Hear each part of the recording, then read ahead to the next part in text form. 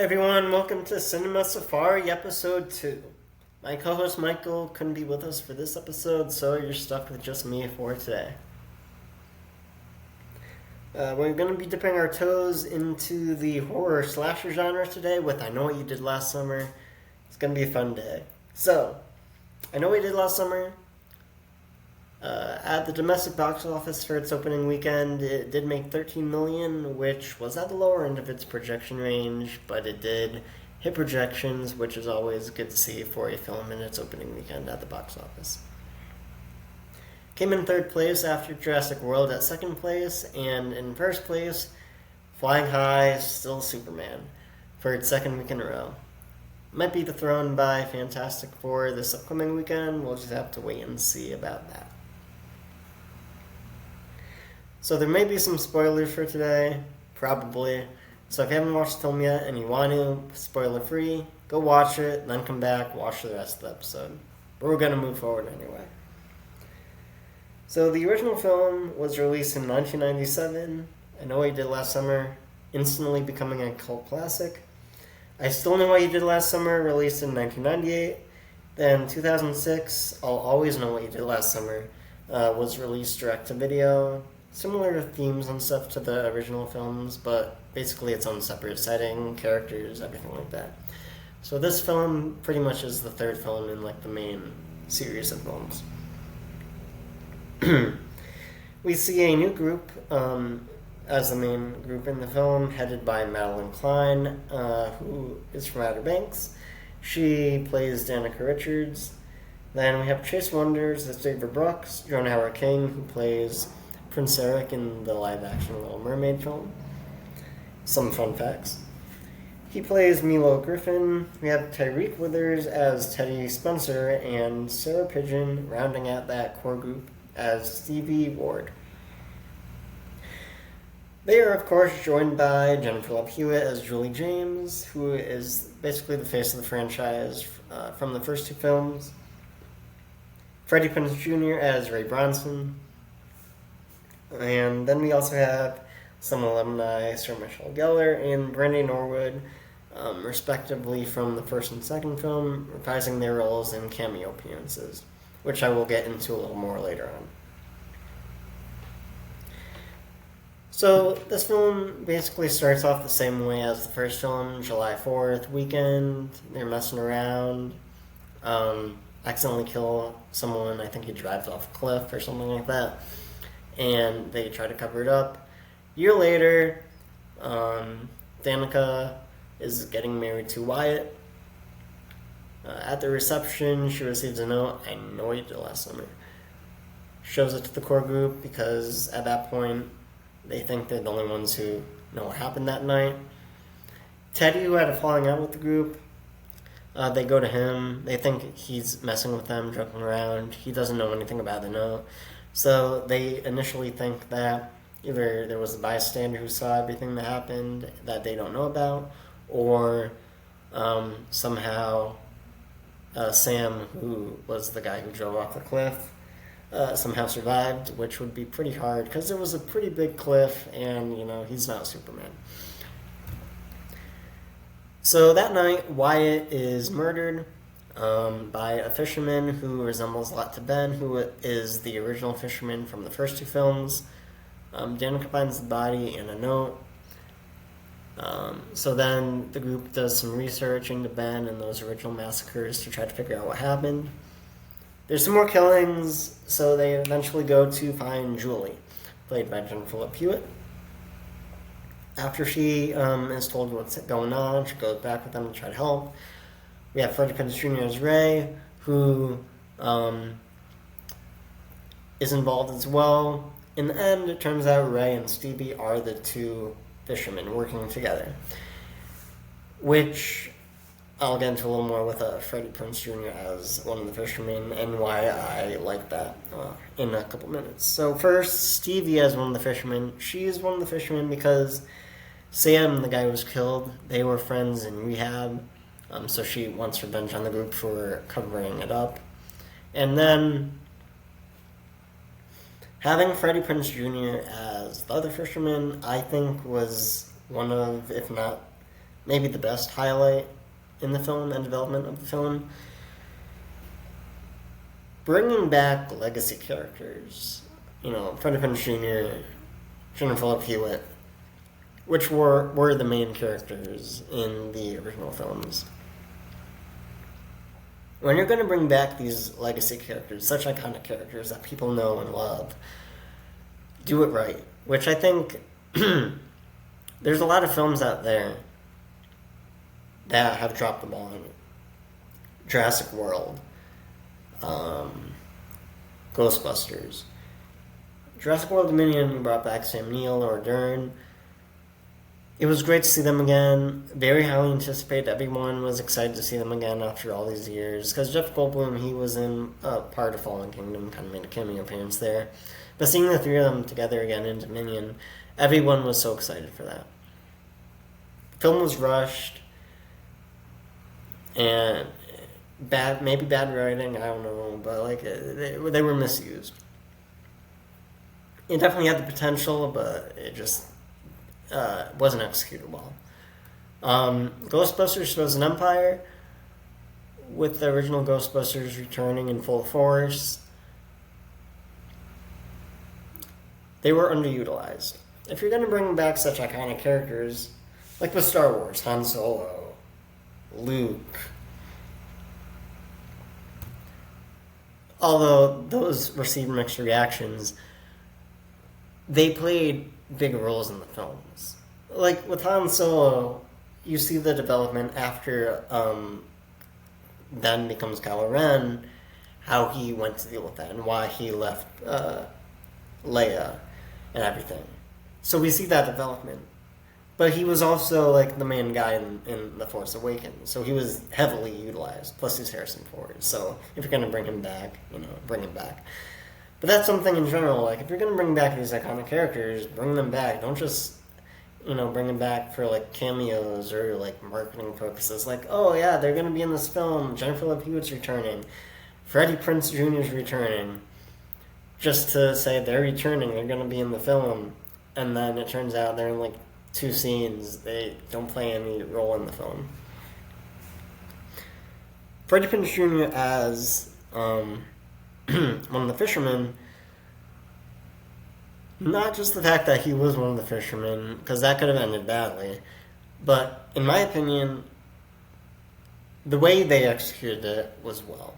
Because the way his character developed, and with Jennifer Love Hewitt, with Julie, she became a college professor, and you can't really move on from stuff like that. That's what happened in the first 2 films. What they went through, you can never really move on from that. But she's having a better time trying to, adjust to a new life, kind of move on with her life, even though you can never really move on completely. With Ray, he becomes the fisherman to get revenge on everyone who didn't really support him in those original massacres, for everything that happened. And the way they did that, the way they developed his character, the writing, the way he played it, everything like that, I thought that was maybe the best part of the film, in my opinion. And I really liked how they utilized him. They didn't just bring him back to support the new group. They didn't just bring back Julie to... Although she kind of came back in a way to support the group. But she also had a big role in it, played an important role. He played an important role. And I thought that was something the film did well. Because with slasher films, a big part of the film is the gore, the killings, the horror elements. These types of films, audiences expect the, fun killings, the interesting killings, not just someone, getting stabbed just to get stabbed, but these fun kills. They aren't necessarily known as much for the intriguing story, the great development for characters. This film for the most part, it did have like a huge amount of development. Like it had a very similar story to the first film, so it was nothing special. But his development, I thought, was a great part of the story. It was a great thing to watch, which was a great part of the film. As far as the killings go, the first couple killings in the film were good, entertaining. As the film progressed, you see the killings become more serious and personal, and tied to like the fishermen, which could be executed well, but I don't think they did as well as some of the earlier killings. They became more personal, more like we knew they were coming, more expected. So, not what we really want to see in a slasher film. And that's what kind of makes a good slasher film a good slasher film. Like with Scream, one of the, like in the newer Scream films, one of the things I remember, I think in the most recent one, they're in the factory, there's like 2 or 3 ghost faces. They all pull out like knives together and like approach the protagonist. And that scene always sticks with me. And I don't remember if they like specifically killed anyone in that scene.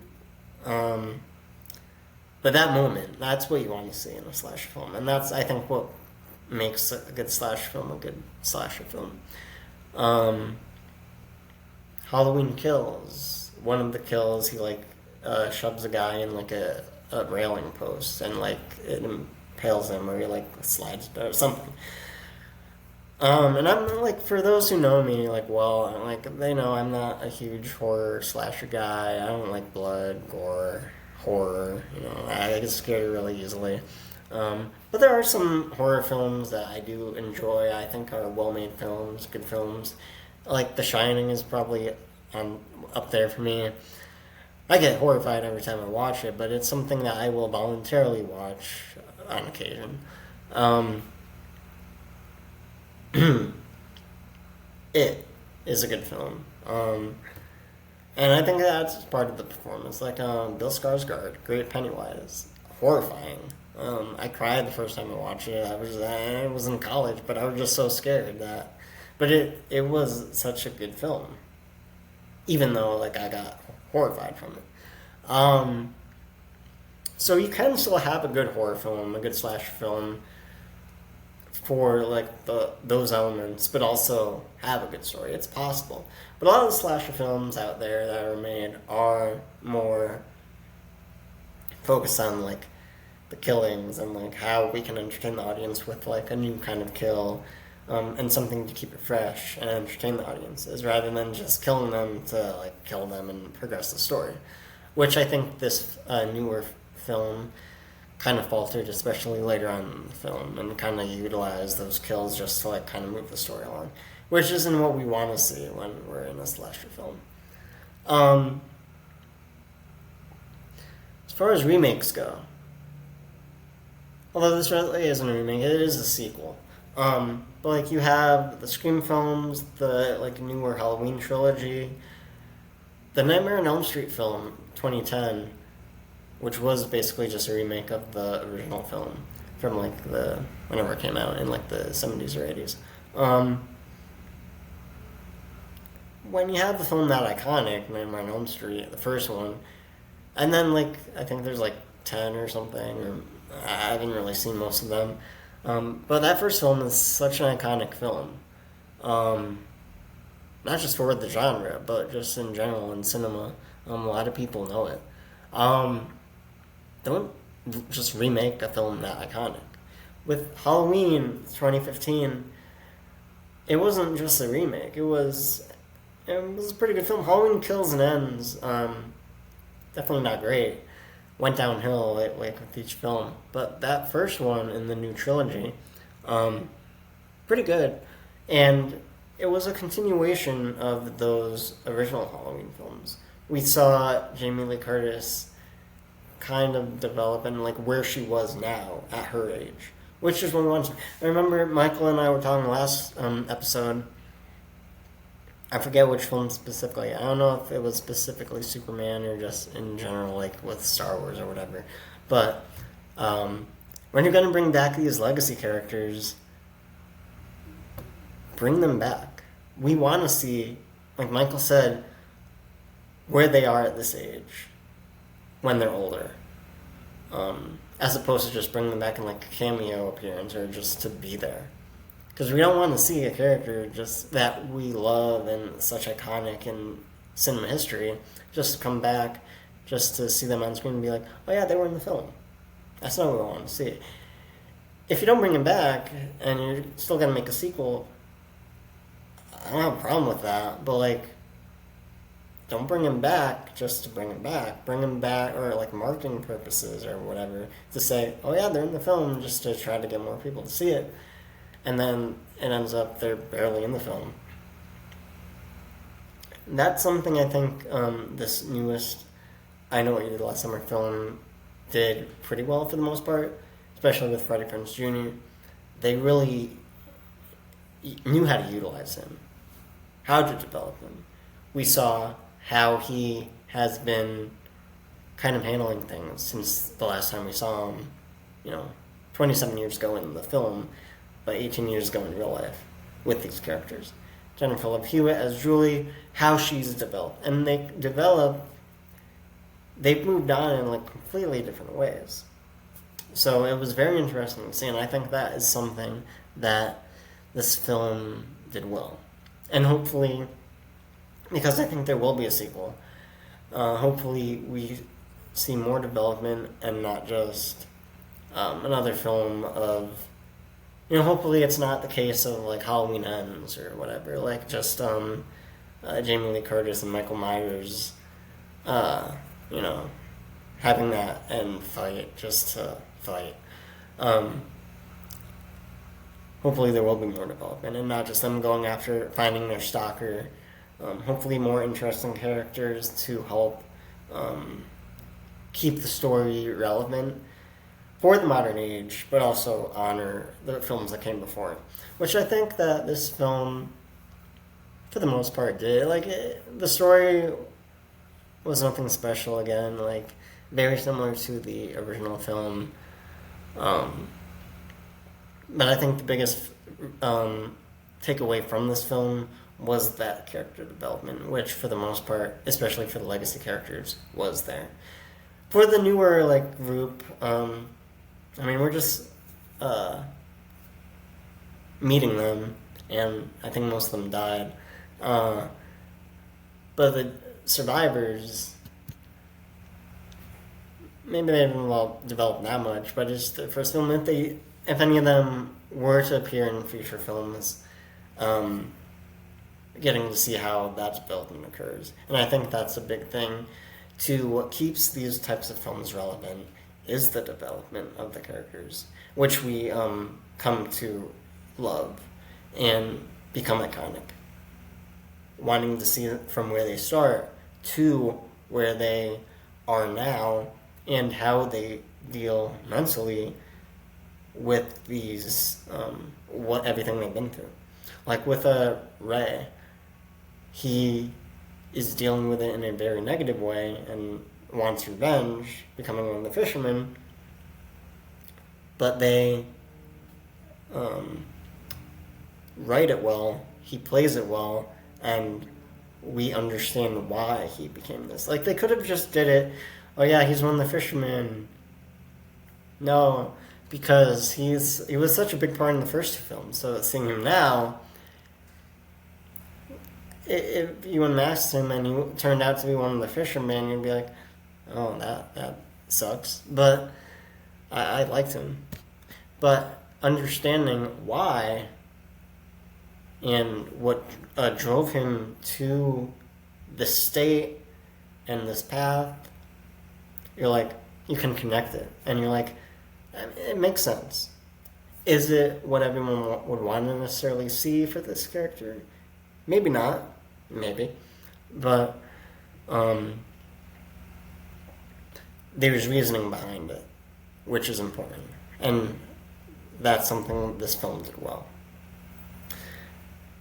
So with these like sequels and remakes, Halloween definitely started off great, went downhill. Scream, the newer films, you had a good cast. Jenna Ortega led it. She's always great. I don't remember a lot of the other like newer cast names. Then you brought back like Courtney Cox, David Arquette, Neve Campbell for one film. Then she's coming back, I think, for the next film, which I'm excited for. But then you had to utilize those characters and combine the newer cast with the returning cast. And having those charismatic characters and those connections, which is another thing that I Know What You Did Last Summer did in this film. The main cast, I thought, was pretty, they had good chemistry together. And they worked well with the returning characters, and that was a highlight for the film, I think. So, going forward, next episode we will be talking about Fantastic Four. I'm very excited for it. Next part in the MCU. I did see it an early screening last week, so I'm excited for that. Or to talk about it. And then hopefully Michael will be back for that episode. Then if you want to reach out to us with any comments, questions, reach out to us on social media. Instagram at Cinema Safari Podcast. Twitter at Cinema Safari 25, the number 25, so Cinema Safari 25. If you enjoyed the episode, like, comment, and subscribe to the channel. Your support is always appreciated. Comment on the video. I will check out everything I can and respond back to you, hopefully. Comment on social media again with any questions, comments, any future content or movies or even shows you would want to see us talk about, and then we will do that.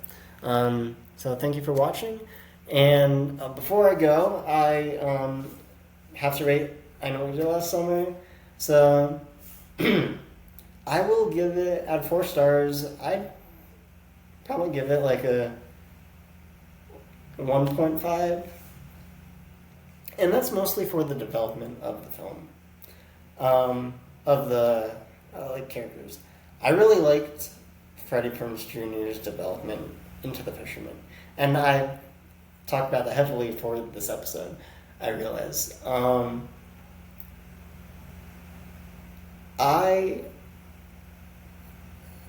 not a huge slasher fan, like I said. I thought the first film was pretty good. It was, as far as slasher films go, second film, it had its moments. But this film, I really liked the development. I really liked the characters. I thought they all worked well together. I thought it was a great cast. That's the main reason I'm going to give it 1.5. Story-wise, the kills, definitely, probably without the development, I would probably give it maybe a 1. But I'm going to stick with a 1.5. We will see what Michael's rating is, and also his rating for Superman, and then hopefully he'll have those by next week. Hopefully he watches the films by next week, and then we'll see where we're at. So thank you for watching, and we will see you with our next episode, Fantastic Four.